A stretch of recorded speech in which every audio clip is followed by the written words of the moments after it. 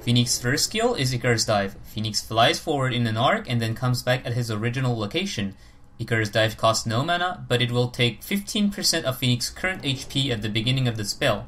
This HP loss is not considered as damage, but as HP removal, which means it doesn't cancel items like Urn, Salves, or Clarities, but it also means the HP cost can't be reduced by magic resistance or increased by going ethereal. Magic immunity doesn't prevent the HP cost either. Icarus Dive will debuff all enemy hits for 4 seconds, slowing them by 25% and dealing damage over time, from a total of 40 magic damage at level 1 to 280 at level 4. Walking on a fire trail left behind will not burn you, only contact with Phoenix during his dive will. Be careful not to miss your target, as there is a small area in the middle of the arc that Phoenix doesn't touch when diving. Both the damage and the slow can be removed by Purge or by going magic immune. Icarus Dive can be considered as forced movement. Phoenix's path is fixed after casting and will always arc from the left to the right. Dive will ignore terrain, but it won't destroy any spells. Phoenix can also attack, cast Fire Spirits or Supernova and use items while diving. I have personally not managed to activate Sunray mid-flight, so I will not include it in the list. Diving also does not grant Phoenix flying vision, and he will keep his regular sight range. Remember that Icarus Dive will be replaced by a Stop Icarus Dive sub-ability during the dive, allowing you to stop when and where you desire.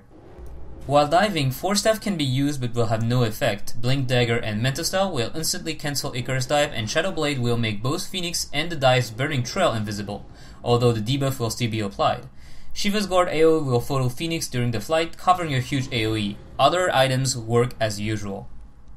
Enemies also have means to stop Phoenix during Icarus Dive. Most hard disables like Hex, Stuns, Sleep, or Disruption will stop Phoenix in his track, mini stun included, which makes playing Phoenix against Sniper or anyone with the MKB a huge pain. Icarus Dive is currently not cancelled by Cyclone of any type. Eul Scepter and Invoker's Tornado will not stop Phoenix, although Invoker's Tornado will still damage him. Rubik's Telekinesis also doesn't work, and any Untangle or Ensnare type spell will only stop Phoenix once the dive is complete. Phoenix can also dive through Chronosphere without any issues, and will ignore all trap type spells such as Pounce, Power Cog, or Kinetic Field.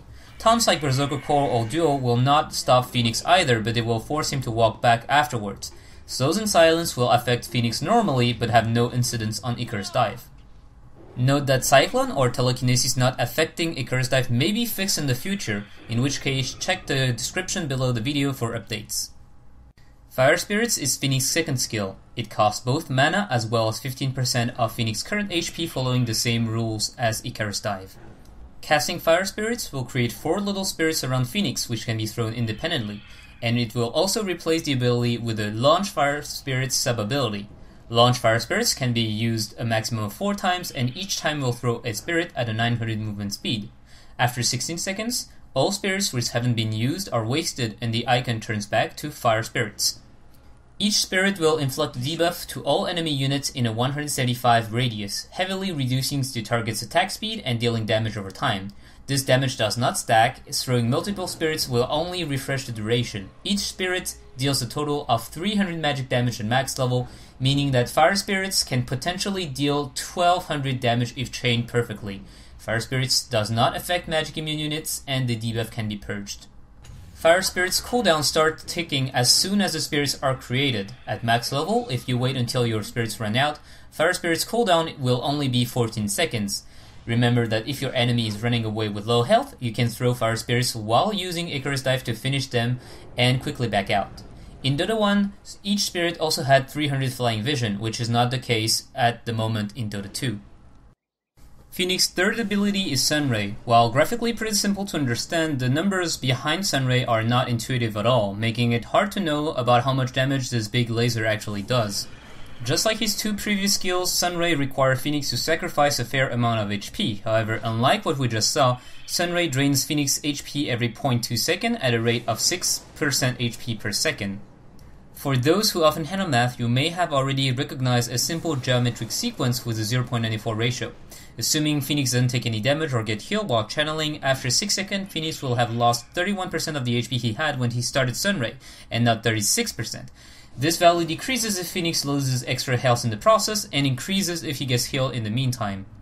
Sunray's damage calculation is also very complex, as it scales up to twice the initial damage which means the damage is increased by 1/5 every second. To keep it short, the maximum damage output of Sunray at max level is 270 plus 36% of the enemy's max HP if you manage to keep the ray on them for the entire duration. Since allies are also healed for half this amount, the maximum healing is 135 plus 18% of your allies' max HP. Sunray deals pure damage, so it can't be reduced by magic resistance, but magic immune units will ignore Sunray's damage, although magic immune allies will still be healed by the Sunray. Sunray also grants vision in a very small AoE around the beam.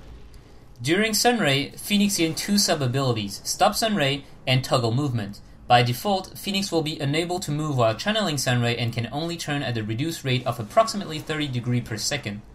Using Toggle Movement will make Phoenix fly at a fixed 250 movement speed in the direction of his beam.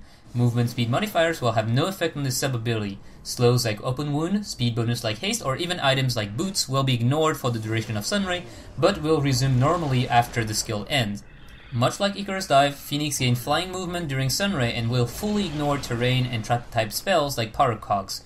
Phoenix will also destroy trees when moving through them, and ensnare and entangle spells will have no effect until the end of Sunray, with the exception of Crystal Maiden's Frostbite, which apparently mini-stunts before applying Entangle, effectively cancelling Sunray. Unlike Icarus Dive, however, silencing Phoenix immediately stops Sunray. Blink Dagger can be used while channeling, but Force Staff works normally. If Phoenix uses Eul Scepter on himself, Sunray will keep channeling toward the direction he was facing, and Phoenix will keep losing HP while in the air.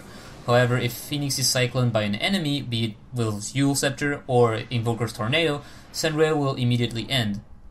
Invisibility also has some strange interaction with Sunray. If Phoenix goes invisible while channeling Sunray, the enemies will still see the beam for the duration of the spells, but the visual will not update any rotation or movement. In short, they will only be able to know if Phoenix is still using Sunray, but the sunbeam appearing on the screen is entirely inaccurate. Take this information with a grain of salt, however, as the tests are conducted in single-player setting and Phoenix Beam does not update anymore after doing that, making Sunray glitch even when he is visible. Also remember that using Sunray sub-abilities will cancel invisibility. Just like his other spells, Phoenix can use Icarus Dive when using Sunray, effectively bombarding the entire area with the beam, although the damage is very inefficient with this method. Phoenix can also use Fire Spirits, just like he can use items while channeling Sunray without cancelling it. Phoenix's ultimate is Supernova. Phoenix immediately turns into a burning sun for 6 seconds, dealing damage over time to all enemies unit in a huge 1000 AoE for a maximum of 600 magic damage at max level. If the sun is still alive after 6 seconds, all enemies in the AoE are stunned, and Phoenix will reappear with full HP mana and his other spells cooldown are refreshed. Unlike Refresher Orb or Tinker's Rearm, Supernova does not refresh Phoenix's item cooldown. Magic Immunity blocks Supernova's damage over time, but the stun still goes through. During Supernova, Phoenix is hidden and invulnerable inside the sun, much like Brewmaster in his Earth's Bruling. This means any aura Phoenix is currently carrying will be available near the sun, including Radiant's Burning Aura, which can increase Supernova's total damage output by 300 magic damage. Another interesting mechanic comes from Chen's Test of Faith. If you try to send Phoenix back before he uses Supernova, Phoenix will reappear at base when Supernova ends, assuming the sun didn't die, of course. However, this interaction does not seem to work with Disruptor's Glimpse. Phoenix is also unable to use items while in Supernova. The sun is immune to all abilities, including ally spells like Moonlight Shadow or Weave, and can only be damaged by enemy heroes, even if towers and creeps will still attempt to attack it like a regular unit. Similar to Pugza's Nether Ward, Supernova requires a set number of attacks to be destroyed, which means even poor supports with no damage items can easily contribute to killing it. Illusions will deal no damage, but Meepo's clones are considered as regular heroes for that purpose. It is also currently possible for allies to deny the sun once it drops below 50% HP, although I'm not really sure this is intended. Denying Supernova will not reward enemies with gold or XP. If the sun dies, Phoenix dies with it. The AoE damage will immediately stop and Supernova will not stun anyone.